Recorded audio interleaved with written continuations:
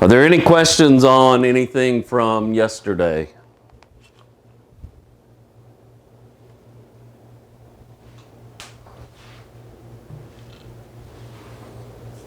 No. Okay. Thank you. You can hear me. That's good. All right. So let me see what's going on here. Oh, I see. Okay. So last time we kept talking about one-dimensional motion, and we did some stuff with, cars passing one another, cars speeding up, cars slowing down. Are there any questions about all that stuff?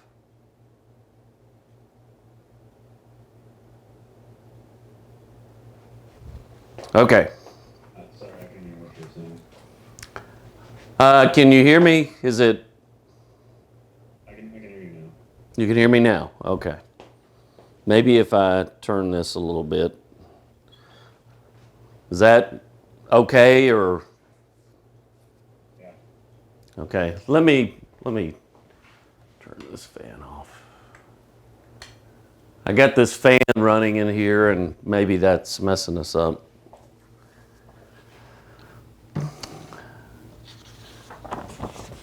Okay, so I wanted to talk about the calculus part of this. This is a calculus-based physics, and in Physics 1, we don't use a whole lot of the calculus.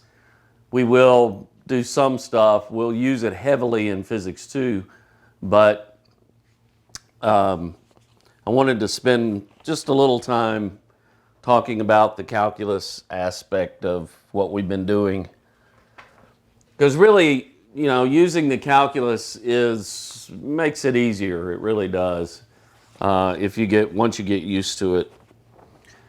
So I said that last time, or time before last, I said that, velocity was equal to delta x divided by delta t. This is the displacement divided by the time.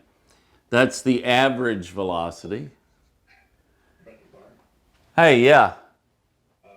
We're only able to see a white screen. We can't actually see your board or. Okay, let me see. How about now? I can see you now. Okay. Yeah, well, I thought it would share, even though I had, taken the pane over somewhere else, but sorry about that. Thank you. Okay, so this is the average velocity. The instantaneous velocity is dx dt, which equals the limit as delta t goes to 0 of delta x divided by delta t, just what you learn about derivatives in Calc 1. That's velocity. Oh, this is equal to v. Okay. Likewise, acceleration is equal to delta v divided by delta t. That's the average acceleration. For us, the average and the instantaneous will be the same because we're doing constant acceleration problems. So this, the same way, is dv dt, which equals the limit as delta t goes to 0 of delta v divided by delta t. And that's the acceleration. Okay? This is dx dt. That is v. If I substitute this in here, if I substitute dx dt in for v, I get d dt of dx dt. That's dv dt, and that is that is the second derivative of x with respect to t, and that is equal also to the acceleration. Acceleration is the second derivative of the position, or the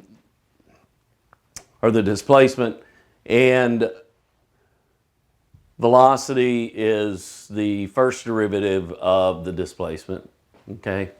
So I'm going to do this in reverse, since you all know that an integral is also called an antiderivative. So the inverse of a derivative is an integral. And if I put, here's t, here's the acceleration on this axis, and I look at some constant acceleration. Let me see what this is, let me just call this axis acceleration.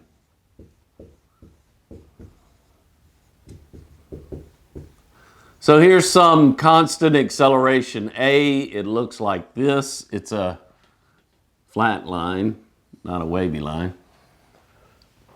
It's a flat line. That's what our accelerations look like in time. If we have a system that's accelerating at a constant rate, then that's what it looks like on an acceleration versus time. So take a time, say t prime, okay? Then we know that the velocity is equal to a t prime. We did that the other day, or just yesterday.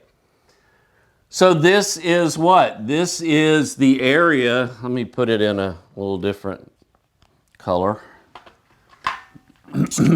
This is the area from t equals 0 to t equals t prime. This is that area. So on an acceleration versus time plot, the area underneath the curve, it's not, well, it's a straight curve, it's a line. The area underneath the line is the velocity. So if you have acceleration versus time, area is equal to velocity. Okay? So from the calculus, you know that the integral from 0 to t prime of a dt is equal to, if we integrate this, that's equal to the integral from v initial to v final of dv prime. Okay? Right? So this says that AT, that's coming from both, I'm integrating both sides of this equation, okay? I'm integrating V from V initial to V final. I have to put the prime here.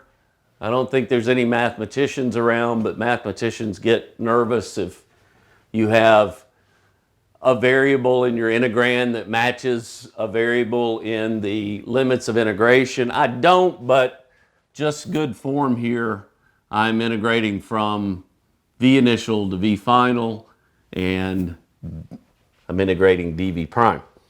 So this is equal to AT on the left, because A is a let me write it out.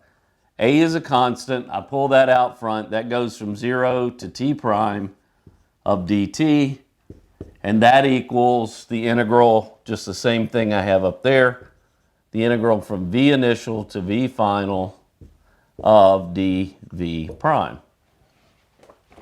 I pulled the A out because it's a constant. This is just t prime times A.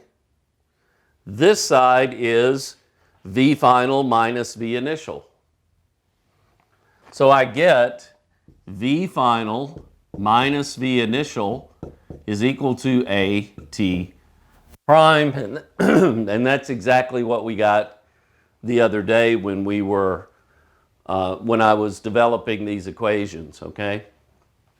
Because you move this around and you get V final is equal to V initial plus A t prime, okay? T prime, it's some value for t along the t-axis, all right? So let's see. Let's look at velocity versus time. I'll come back to these in a second. So let's look at velocity versus time. So for a constant acceleration problem, or not problem, just a constant acceleration model, this axis being velocity, this axis being time, it looks like this. Okay? This is the initial, and up here is some V final, and I call this T prime. Okay? Well, the area underneath the line on a velocity versus time plot, this area, that is equal to the distance traveled. Okay? It's velocity times time, that's equal to a distance. All right, so dx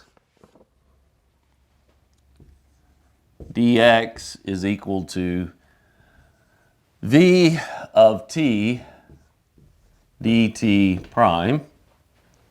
Okay. Let me see if I like that. Yeah, that's okay. All right. Well, v, my notation. We'll go along with this.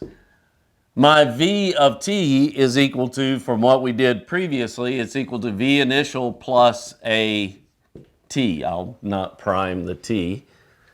And this is dt prime. Okay? And integrating that,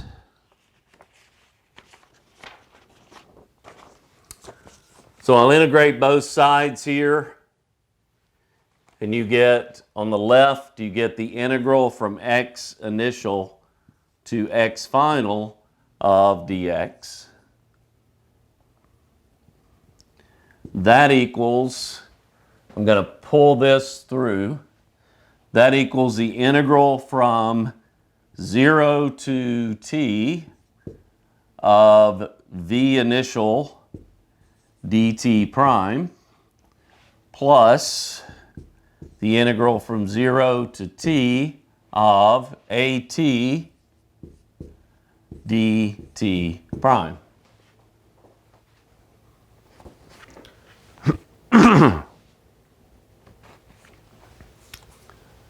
Okay, well, I can do these integrals. I'm not going to belabor that. So if I do these integrals, on the left, that's just an integral of dx. That's x final minus x initial. This, v initial is some constant. Pull that out. That's just an integral of dt prime. So I'm going from t, or from 0 to t. So this just becomes v initial t. This, I'll go ahead and write this out. This is a times the integral from 0 to t of t prime. Just t prime. No. This should be primed. Okay. This is, wow, my voice.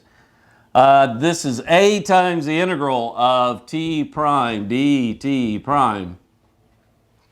Okay.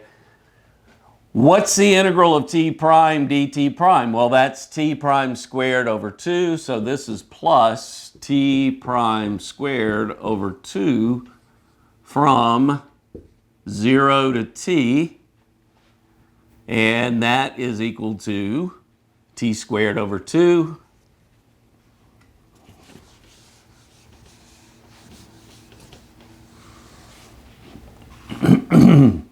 So in the end, you get x final minus x initial equals v initial t plus a, we had an a out front, a over 2 t squared. And that's exactly what we got the other day when I just wrote down these equations. All right? Now,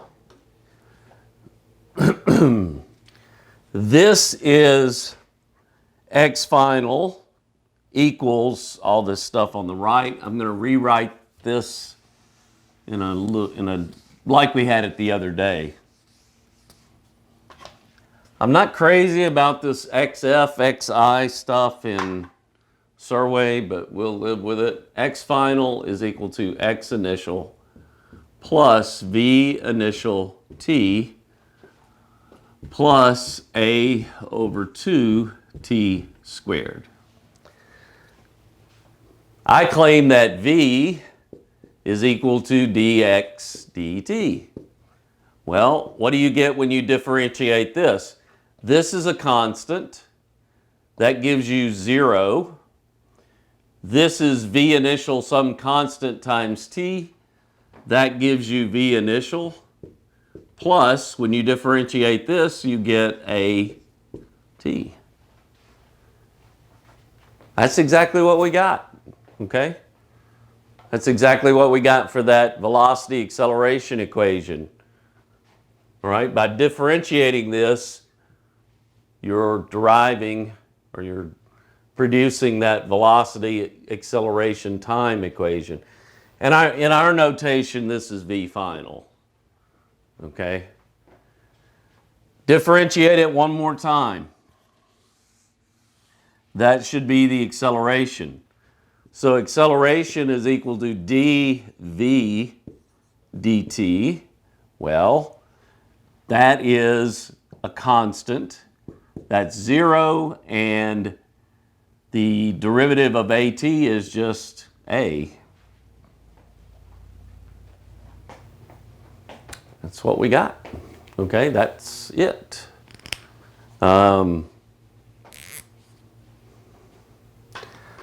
So by integrating the acceleration, you get the velocity. By integrating the velocity, you get the displacement. By differentiating the displacement equation, that or position equation, it's really the position equation for this one-dimensional. That x, this is our dependent variable. This is our independent variable, okay? So really, we would have to write it as x final minus x initial over here to have a displacement. But nevertheless, by differentiating this, you get velocity. By integrating the velocity, you get position or displacement. Are there questions on that? Any questions on that?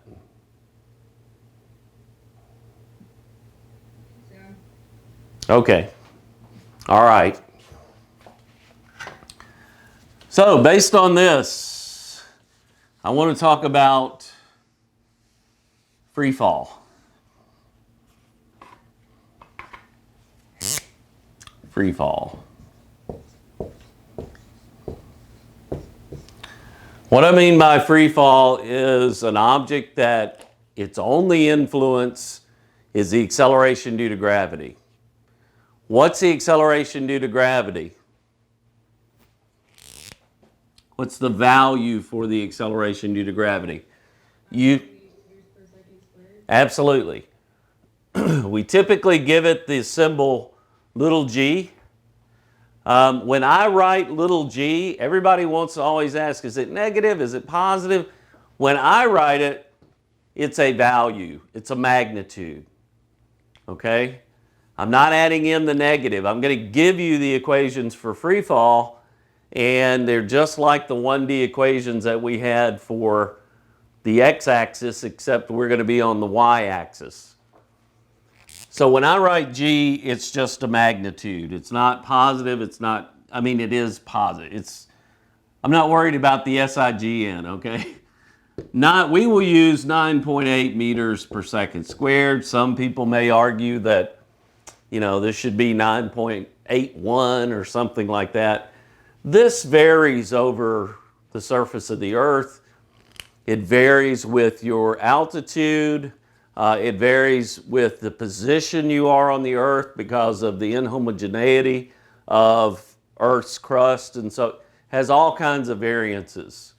Okay, we could very carefully measure it right here in good old Memphis. You can look it up for Memphis, but we'll use this value 9.8 meters per second squared as a, well, let me not say vector yet, but as a vector. This acceleration due to gravity has a direction, and it's this way. It's down. It's toward the ground.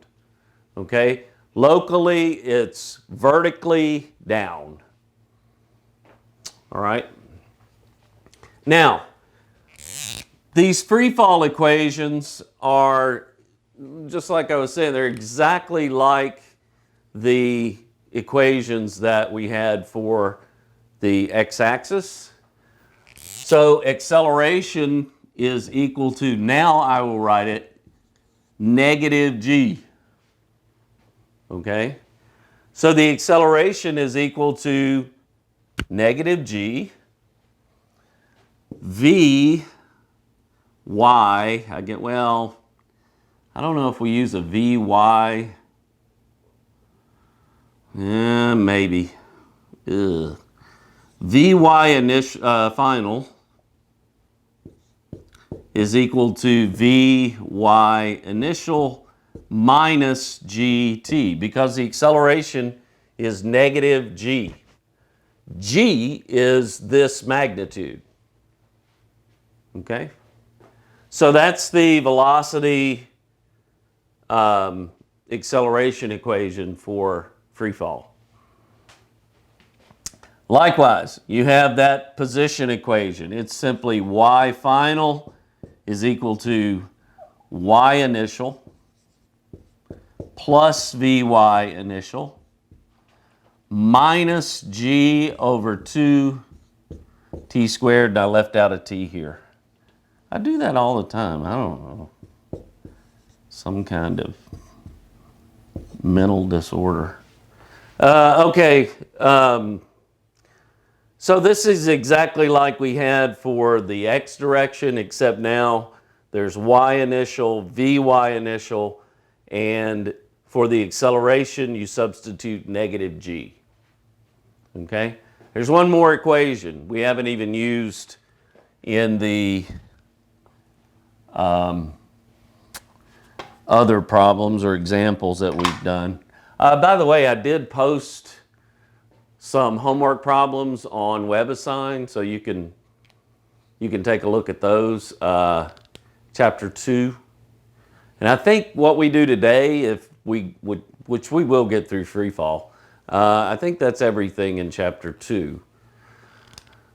Time is short. I mean, it's intense in the summer, and especially with this online and us not being together and getting to hang out and go to lab and talk about these things. And I understand that. I'm fully aware of that. So, and I'm sure you'll remind me if I forget.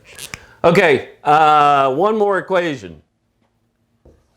You have vy final squared minus vy initial squared is equal to minus 2g y final minus y initial. Okay? Wherever I had an a, I just put in a negative g. Okay?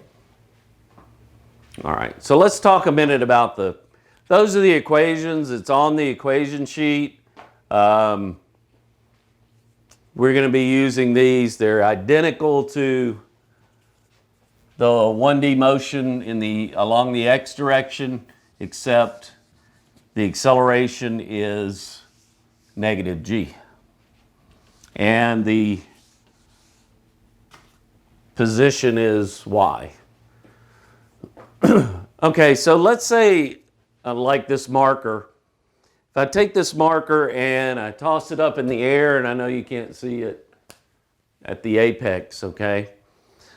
I give it some initial velocity. We are ignoring air resistance. So I'm not talking about air resistance. I'm not worrying about that. We'll get to that eventually. So I give it some initial velocity. As soon as it leaves my fingers, it goes up, stops, comes back down, and I catch it. All right? I'll ask you a couple of questions about this. When it leaves my hand, it has an initial velocity in that direction. That's going to be a positive velocity. Okay? It rises, it comes back down. When it hits my hand, is that velocity going to be more? I'm talking about magnitude. Obviously, when it comes back down, that velocity better be negative, right? So I'm talking about magnitude. When it hits my hand, is it going to be less than the initial velocity, greater than, the same as? Anybody want to take a shot at it? Are you saying that your initial velocity is when you're holding it in your hand? The instant it leaves my hand, that's the initial velocity. Then would it be the same? Absolutely. Comes up, we can prove it with the equations that we wrote down, but it comes up, it's totally symmetric. Goes up to a certain height and it comes down, and when it gets back to that same point where it started, the magnitude of the velocity is the same, except now the velocity is negative. You have a positive velocity. It stops, comes back down, negative, negative, negative, speeding up. Because in the segment where it's rising, you have V in this direction, G in this direction. V is positive, G is negative. It's slowing down, comes to a stop, comes back down. When it's falling, G is negative and the velocity is negative. But when it gets back down to that initial position, the magnitude of the velocity is exactly the same as it started with, okay? Let's talk about this trip with the acceleration, okay? I think we're clear that as it rises, it instantaneously comes to a stop and it starts to fall. What's the acceleration when it comes to a stop?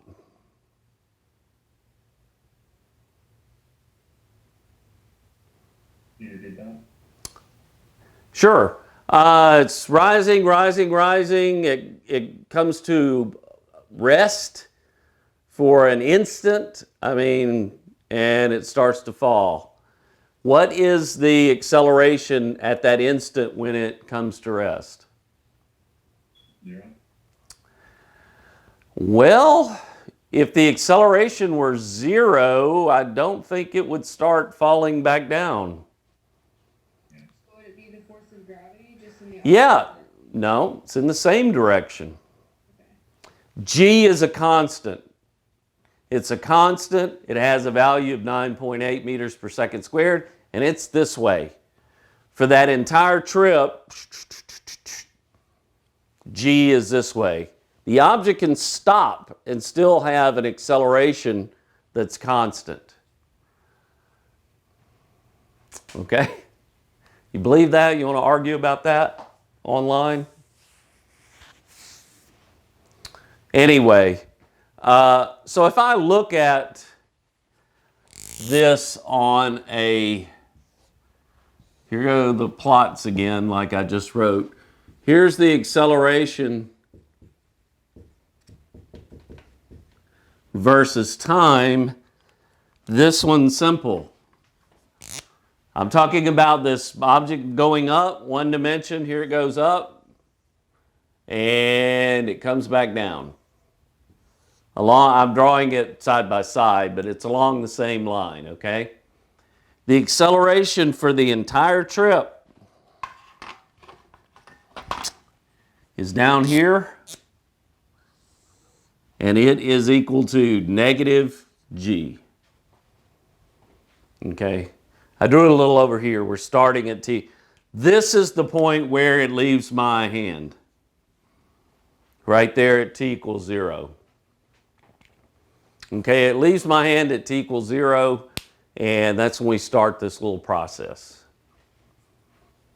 All right, what does this look like on a v versus t plot?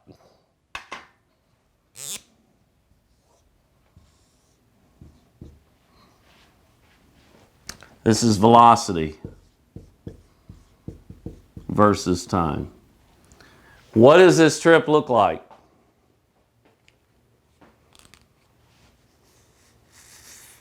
If I plot v versus t,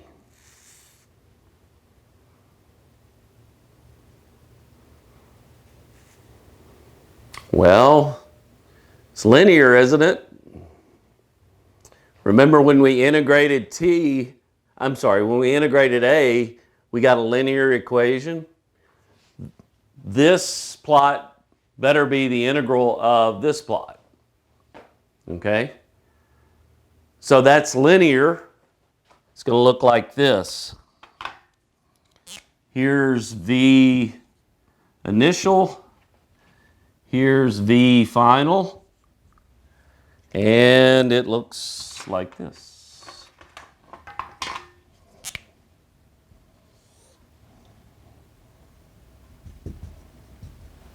Yeah?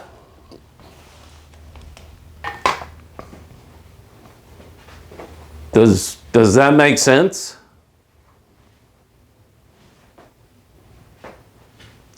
Let's talk about this. Started out at v initial. Rising, rising, rising. There's the point where it reached 0 velocity. That's the 0 line.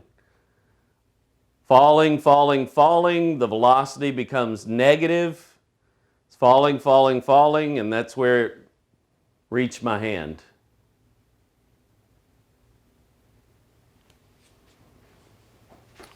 You okay with that? Yeah. Okay. All right. What does this look like on a position in the y direction versus t? So when I say position, I mean y final, okay? This is position, you know, this is that y final along the trip. This is the y-axis, okay? Well, that point, we could start it out at any point. I'm going to make that instant, or that point where it leaves my hand, that's going to be 0 right here. And it comes back to the same point sometime later. What does it look like in between? Think about you can think about a lot of ways. Think about, maybe we'll rely on the math. Think about the equation. What does the equation look like for position versus time? It's quadratic, right? Yeah, quadratic, so would it be like a parabola? It's a parabola, absolutely. Is it up like this or down like this? It has a negative in front of the quadratic term. So it's down. It's down, yeah. So the position versus time looks like a parabolic trajectory, something like this. This point, what does that point represent? Is that where it went to the top and it's about to come back? Yep, that's it. I mean, this is where it came to a stop, right? Because if I differentiate a position versus time, I hope your calculus chops are good. If you differentiate position versus time, that amounts to finding the slope of the line or the curve, right? So here's the slope. Started out with some positive v initial, has a positive slope. V is decreasing, decreasing, decreasing. At this point, at the halfway mark, that is a horizontal line. The tangent line to the curve is horizontal. That's a zero slope. That represents the velocity. That says the velocity is zero at that point. Then, for the other part of the trip, the slope becomes negative, negative, negative, negative, and is increasing in the negative direction. That's exactly what we expect. Okay? So on a position versus time plot, the slope of the slope of the tangent represents the velocity. Okay? That's what you learn in calculus. They say, okay, if you take the derivative, that's the slope, that represents dx dt. Well, dx dt is velocity. If you integrate velocity, you get back to position. If you look at the area underneath the velocity versus time, that gives you how far you traveled. Okay.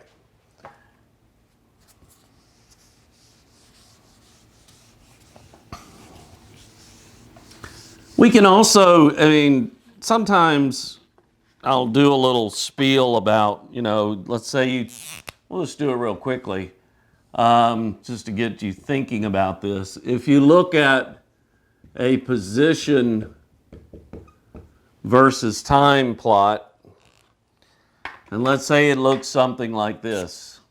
This is one dimension, this is the x, let's say this is the x-axis, okay? You okay with that? That's your position along the x-axis, and this is time. Maybe your journey looks like this.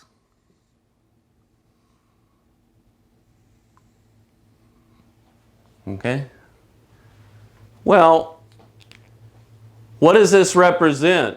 It says that you went at a constant velocity during this part of the trip. That is a constant slope. And you moved away from your starting point. You moved in a positive direction. Okay? It's a positive slope. That's a positive velocity. You moved in the positive direction. What happened here? You sat at a stoplight for some time. You came to a stop. The velocity went to zero and you sat there. Then you started up again. You went a little farther from where you started. It's a positive slope. You're speeding up, speeding up. Then, these markers are lively today. Then, you started to slow down. Your velocity went to zero. You briefly came to a stop, turned around, velocity went negative, and you started moving back toward where you started.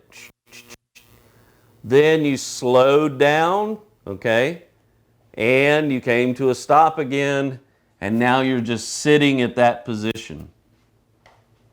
Okay? So that's analyzing a position versus time plot and, thinking about the velocities. When your velocity went negative, you came back down toward where you started, okay? And that's the same thing we're doing with this free fall. We're looking at position in y versus time, and it's a parabola. It's nice and smooth and okay. All right, let's look at a couple of simple examples. Maybe we have time for 2 or 3 based on free fall. I had something here. Stop me if there are questions. Stuff is not necessarily intuitive, okay? Because I can remember learning this, and you look at that y versus time and x versus time, you go, well, what's going on? I'm in one dimension. Why is this curve going? Well, you're looking at x, that's your one dimension, but then time is along that traditional x-axis. Okay. Here is the ground. And here is a building, and the building is 50 meters tall. Is that a tall building? How many stories is that? Just to get an idea, I mean, is it bigger than an elephant? Is it bigger than the top of your car? Is it bigger than the Empire State Building? Is it less? Is it, I don't know. Well, I know. I'm asking you if you know. How many floors would be in a 50-meter high building? Get on the elevator, 50 meters.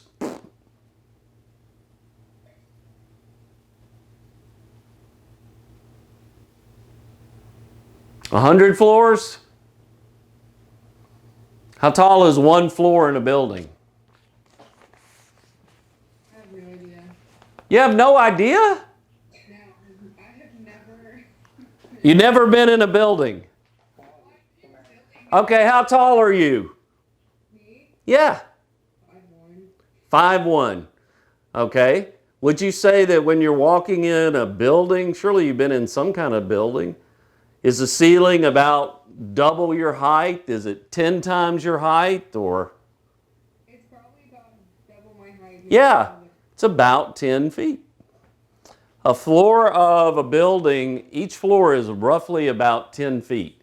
You typically have like an 8-foot ceiling inside, and then you have all the stuff inside that you need for wiring and air and all that kind of thing. Okay, so it's about 10 feet. Well, 10 feet is about 3 meters.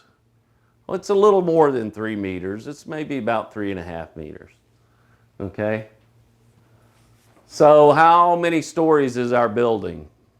How many floors? If I get on the elevator, what's the top floor? I mean, I hate to throw these numbers up here, 50 meters. Okay, I'm up at the International Space Station or something. I know it sounds silly, but how many floors? What's my top floor? I'm not going to just... Is it 14? Yeah, 14, 15 floors, something like that. Okay? So 50 meters is about 150, 160 feet. So 15, 16 floors, maybe 15. Okay? Well, it's a pretty good sized building. It's 15 floors. So up on top of this building lives a little, really kind of evil little guy, little demon. And he likes to drop objects on people. No, not on people, on ants. Okay. If he sees an ant going by, not like an A-U-N-T, like an A-N-T. Okay. He sees a little ant going by and he drops an object on the ant. All right. So what I want to know is how fast is the object traveling just before it impacts the ground? We're ignoring air resistance. So he's up on the 15th floor and he sees this little tiny ant go by and eek. Okay.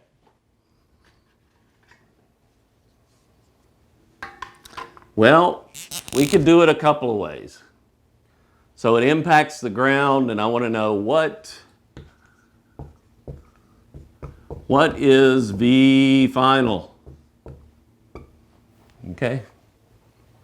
Now, we have an equation for V final. That's perfectly reasonable.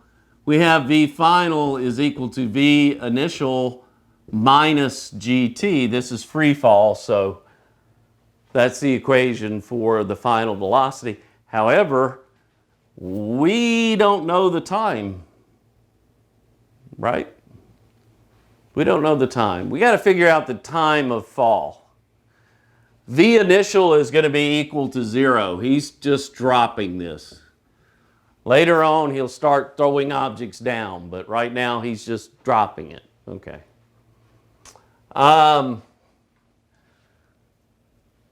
what do we do here? Well, we have another equation. We have that y final is equal to y initial plus vy initial t minus g over 2 t squared.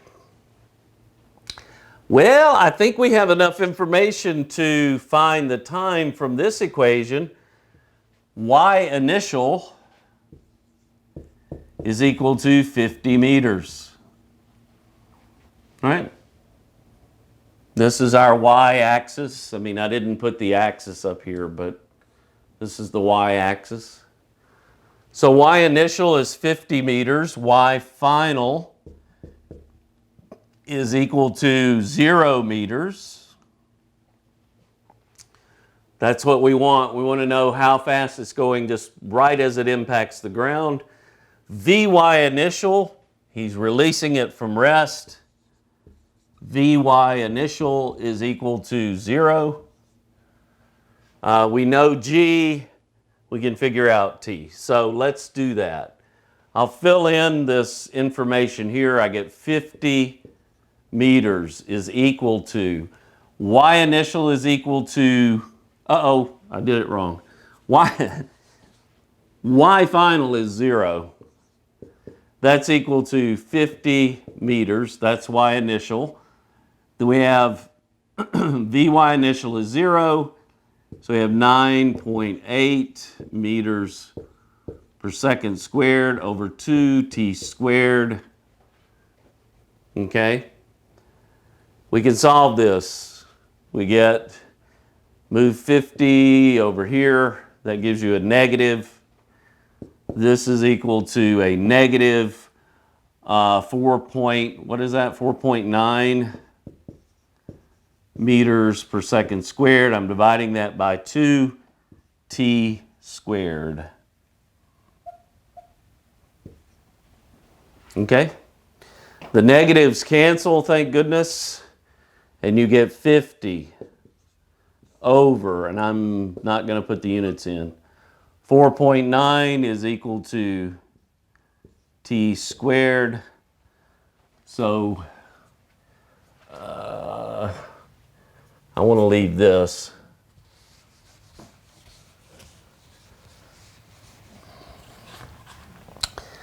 So we get t is equal to plus or minus the square root of 50 over 4.9. And the negative is not going to make sense for us. And I didn't write down an answer for this. And somebody, please, I don't have my calculator in here with me. So can somebody please calculate this? Let's see, 50 over 5, that's about 10. Square root of 10 is about, 3.19. 3.19. Okay, yeah. 3.19 meter, I'm sorry, this is what was confusing me. 3.19 seconds. So that's the time of fall. That's how long he drops it. Takes about a little over 3 seconds to impact the ground from 15 stories up. So 1, 2, 3. Hits the ground, okay? It's going to be moving pretty fast in 3 seconds. Okay, now we can figure out V final because we know the time, 3.19 seconds, and V initial is equal to 0. So V final is equal to 3.19 seconds multiplied by I wrote it wrong. Let me write it like I've got it written. You get a negative 9.8 meters per second squared times the time, which is 3.19 seconds. And that gives you about 30 meters per second. Negative 30, it should be negative, right? The negative is the direction, it's falling, it's going in that direction. What do you get for this? About negative 30?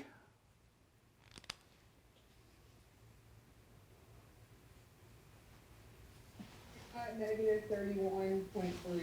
Okay, negative 31.3 meters per second. Is that fast? I feel like that's pretty fast. Yeah, it's real fast. Didn't we? Didn't we have like yesterday 50 kilometers per hour was what? I don't remember. 50 kilometers per hour. That's a car. You know, we had the car traveling at 50 kilometers per hour. 13.9 meters per second. Yeah. So this is like 150 kilometers per. Yeah. That's going to be a bad day for the ant. Okay. So, any questions on this? All right. Let us look at, I shouldn't have erased that. There's another way you can solve this one without, I wanted to go through and calculate the time of fall. I probably, if I were to actually write that question out and pose it, you know, as a homework problem or a test question, I would ask, you know, part A, what's the time of fall? Part B, what's final velocity, and so forth. The other way you can do it is Vy final squared minus Vy initial squared is equal to minus 2G y final minus y initial. Let's plug this in real quick. That's 0. That is 0. So you get Vy final squared is equal to, the negatives are going to cancel, and you get 2 times 9.8 meters per second squared times y initial, which was 50 meters. And that's exactly what we had before, I think. Wasn't it? We had the square root of, oh no, this is for the, yeah, this would be the, we had the, so Vy final is equal to the square root of 2 times 9.8 meters per second squared times 50 meters. So that is 20 times 100. That's about 1,000. Yeah, that's right. Square root of 2GH. Okay. Questions on that?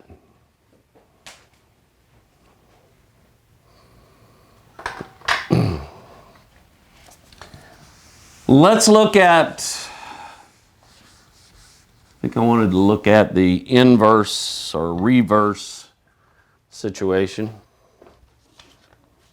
Okay.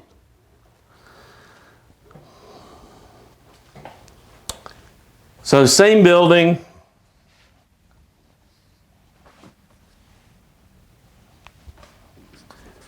Shouldn't have erased my picture, but that's okay. Same building, and it's 50, this is 50 meters. All right. So let's say there's someone down here at the bottom of the building, and they have an object, and they're going to throw it up to the top of the building. Okay? So they're going down,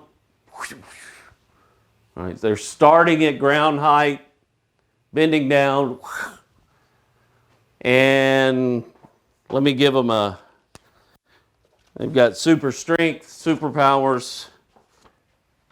V initial is equal to 40 meters per second. Okay? That's not that, that's fast, but okay.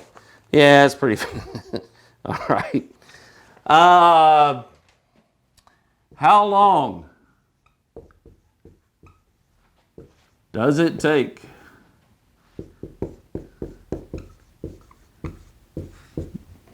for the object to reach like an English teacher, to reach the top of the building? Okay. How long does it take for the object to reach the top of the building? So the initial velocity is 40 meters per second. How do we figure that out? Can we use that equation, that last equation I just wrote down, the difference in the squares of the velocities and so forth? Nope. And the reason is we don't know the velocity as it reaches the top of the building. Are we certain that it's going to reach the top of the building? Maybe that velocity is too small. Well, I don't think so, because when we drop, talking about this free fall being symmetric, when we drop the object, or our little demon threw the object off, it reached the impact point at, what was it, 30 something meters per second, okay? So this has plenty of initial velocity to reach the top of the building. Not only that, it's going to go past, okay? So we're going to have to use this equation. We can just use this y final is equal to y initial plus v y initial t plus, no, not plus, minus g over 2 t squared. Y initial, 0. Y final, 50 meters.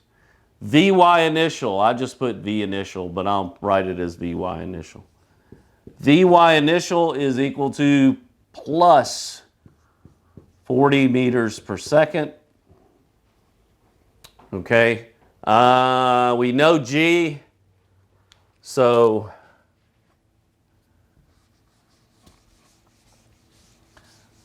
let's plug these things in and see if we can solve this. Y final is 50 meters. Y initial is 0. Vy initial is 40 meters per second t minus 9.8 meters per second squared over 2 t squared,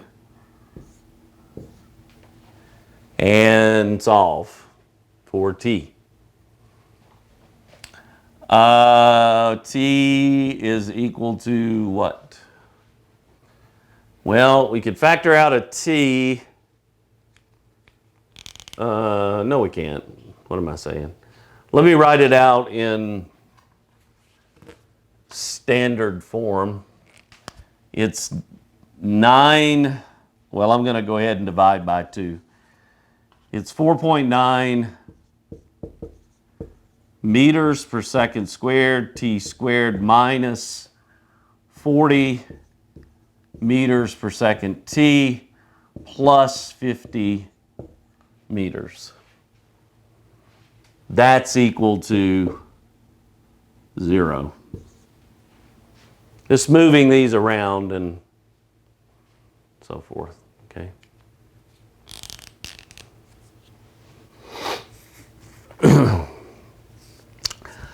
Plug it in your calculator and solve it. I'm thinking it's something less than 3.2 seconds. I got 1.54. Okay. Could be wrong. You're probably right. Sounds reasonable.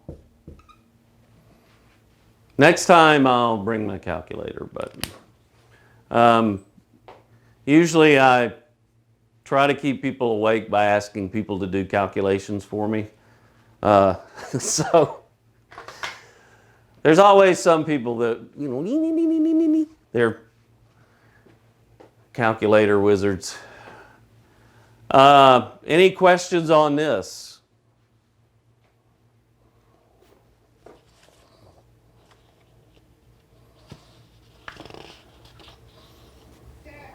question about the homework. Absolutely.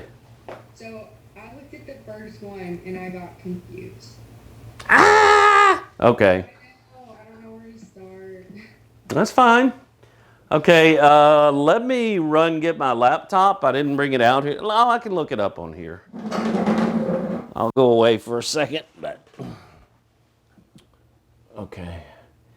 It was just a little bit easier to look at my laptop and do it, but Google. Where are you, Google? Okay. Yeah, give me just a second and I'll look it up. Okay. WebAssign. Come on.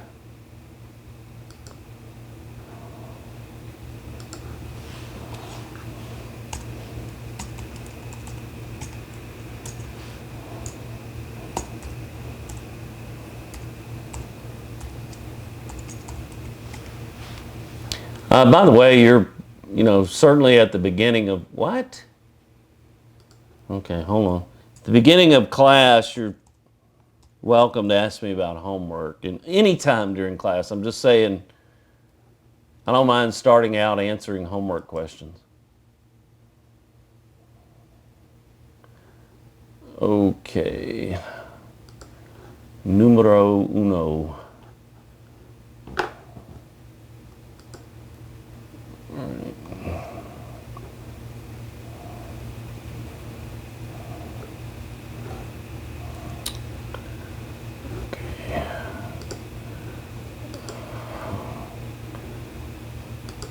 Hold on, stop sharing.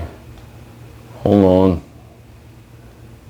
Share. Google. Okay, can you guys see that? Hello? Yes. Okay. All right. A particle moves according to the equation x equals 9t squared, where x is in meters and t is in seconds. Find the average velocity for the time interval from 1.95 seconds to 2.90 seconds. So you've got a relationship between x and t. So you can find the x initial, that's going to be at 1.95 seconds, right? Yes. You can find x final, that's going to be when t reaches 2.90 seconds. You look at the difference between those two and divide by the time, delta t, which is 0.95 seconds, I guess. And that should do it. Okay. I guess I'm just not thinking. Well, no, just this is brand new. I mean, find the average velocity for the time interval from 1.95 to 2. Okay, well, the same game, just okay. I understand that. Thank you. Oh, you're welcome. Any other questions on the homework while I've got it before us? Yeah. Not yet. Okay. Homework is like super, super important. You really need to spend some time. I know I don't need to tell you this, but I'm going to tell you anyway. You need to spend some time with it and ask questions about it or email me or whatever you have to do, because the test will be so it's coming up so fast, it's unreal. And the bad thing about summertime is, you don't have time to process all this stuff. It's like thrown at you and you're trying to catch it and you're missing some of it and you're catching a little bit of it. So, and I realize that. But homework's a big part of it, these practice problems. And, I'm leaving it open till the end of the term. I've had people wait until the end of the term or the end of the semester to do all the problems, but geez, I recommend you don't do that. So.